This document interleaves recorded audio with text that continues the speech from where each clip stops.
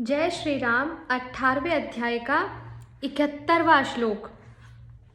तो इस प्रकार गीता शास्त्र के अध्ययन का महात्म्य बतलाकर अब जो उपयुक्त प्रकार से अध्ययन करने में असमर्थ है ऐसे मनुष्यों के लिए उसके श्रवण का फल बतलाते हैं। श्लोक संख्या 71। श्रद्धावानन सूयश्च शृणुयादपि यो नरः सोऽपि मुक्तः शुभान् लोकान् प्राप्नुयात् पुण्यकर्मणाम्। श्रद्धावान अनुसूयः च शृणुयात् अपि यः नरः सः अपि मुक्तः शुभान् लोकान् प्राप्नुयात् पुण्यकर्मणाम्। पुण्यकर्मणाम उत्तम कर्म करने वालों के, अर्थात जो मनुष्य श्रद्धा युक्त और दोष दृष्टि से रहित होकर इस गीता शास्त्र का श्रवण भी करेगा, सुनेगा भी, वह भी पापों से मुक्त होकर उत्तम कर्म करने वालों के श्रेष्ठ लोकों को प्राप्त होगा। यदि हम पाठ भी ना कर सकें, अध्ययन ना कर सकें, भावों को ना समझ सकें, तो भी श्रद्धा रखें और दोष दृष्टि ना रखें ईश्वर में और केवल सुने, तो भी पापों से मुक्त होकर उत्तम कर्म करने वालों के श्रेष्ठ लोकों को प्राप्त होगा। प्रश्न है, यहाँ नरः पद के प्रयोग का क्या भाव है? उत्तर है, नरः पद का प्रयोग करके यह भाव दिखलाया है कि जिसके अंदर गीता शास्त्र को श्रद्धा पूर्वक श्रवण करने की भी रुचि नहीं है, वह तो मनुष्य कहलाने योग्य भी नहीं है, क्योंकि उसका मनुष्य जन्म पाना व्यर्थ हो रहा। इस कारण वह मनुष्य के रूप में पशु के ही तुल्य है। दूसरा प्रश्न है कि श्रद्धा युक्त और दोष दृष्टि से रहित होकर इस गीता शास्त्र का श्रवण करना क्या है? उत्तर है कि भगवान की सत्ता में और उनकी गुण प्रभाव में विश्वास करके तथा यह गीता शास्त्र साक्षात भगवान की ही वाणी है, इसमें जो कुछ भी कहा गया सबका सब यथार्थ है, ऐसा निश्चय पूर्वक मानकर उसके वक्ता पर विश्वास करके प्रेम और रुचि के साथ गीता जी के मूल श्लोकों के पाठ का या उसके अर्थ की व्याख्या का श्रवण करना, यह श्रद्धा से युक्त होकर गीता शास्त्र का श्रवण करना है। और उसका श्रवण करते समय भगवान पर या भगवान के वचनों पर किसी प्रकार का दोषारोपण न करना एवं गीता शास्त्र की किसी रूप में भी अवज्ञा न करना, यह दोष दृष्टि से रहित होकर उसका श्रवण करना है। प्रश्न है कि शृणुयात के साथ अपि पद के प्रयोग का क्या भाव है?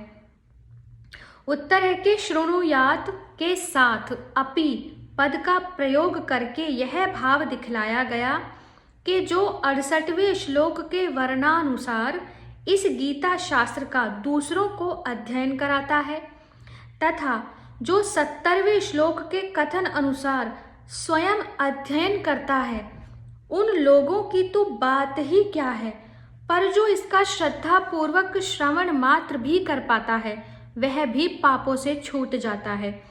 इसलिए जिससे इसका अध्यापन अथवा अध्ययन भी न बन सके उसे इसका श्रवण तो अवश्य ही करना चाहिए। प्रश्न है, श्रवण करने वाले का पापों से मुक्त होकर उत्तम कर्म करने वालों के श्रेष्ठ लोकों को प्राप्त होना क्या है तथा यहाँ सह के साथ अपि पद के प्रयोग का क्या भाव है? सह अर्थात वह जो श्रवण करता है।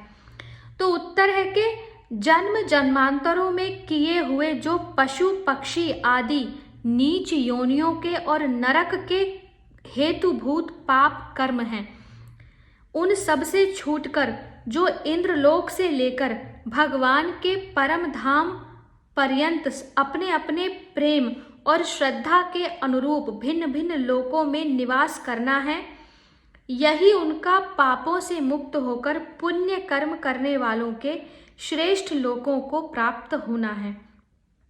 सह के साथ अपि पद का प्रयोग करके यहाँ यह भाव दिखलाया है कि जो मनुष्य इसका अध्यापन अध्ययन न कर सकने के कारण उपयुक्त प्रकार से केवल श्रवण मात्र भी कर लेगा, वह भी पापों के फल से मुक्त हो जाएगा, जिससे उसे पशु पक्षी आदि योनियों की और नरकों की प्राप्ति नहीं होगी, बल्कि वह उत्तम कर्म करने वालों के श्रेष्ठ लोकों को प्राप्त होगा।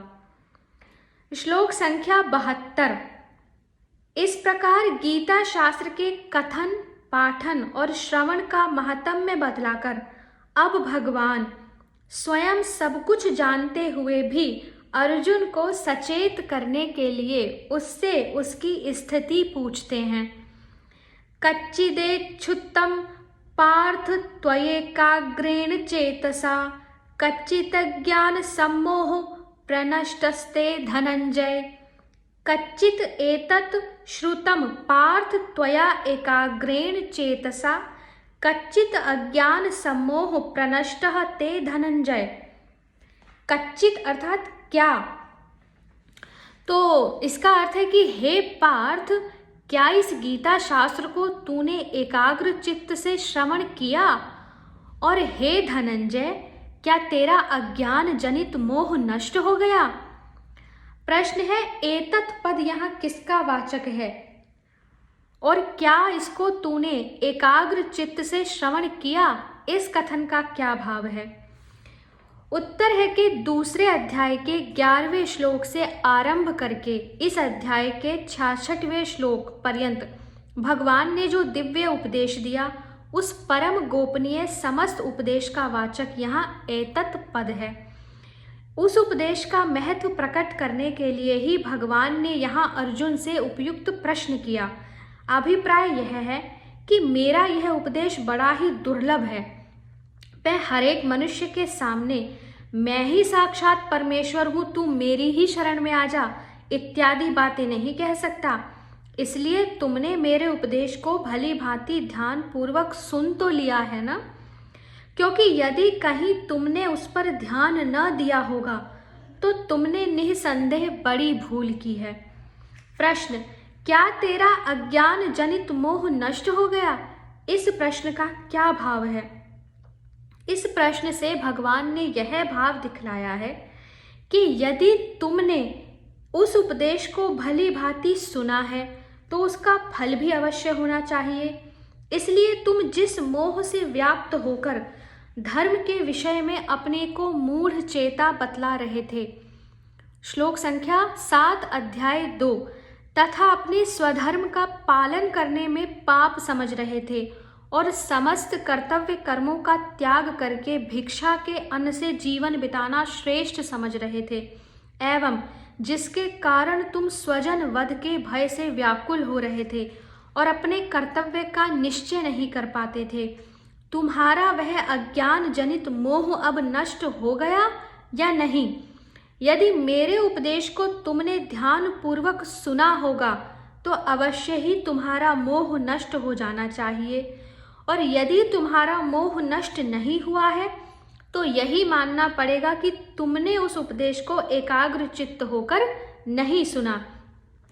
यहाँ भगवान के इन दोनों प्रश्नों में यह उपदेश भरा हुआ है कि मनुष्य को इस गीता शास्त्र का अध्ययन और श्रवण बड़ी सावधानी के साथ एकाग्र चित्त से तत्पर होकर करना चाहिए, और जब तक अज्ञान जनित मोह का सर्वथा नाश न हो जाए तब तक यह समझना चाहिए कि अभी तक मैं भगवान के उपदेश को यथार्थ नहीं समझ सका, अतः पुनः उस पर श्रद्धा और विवेक पूर्वक विचार करना अति आवश्यक है।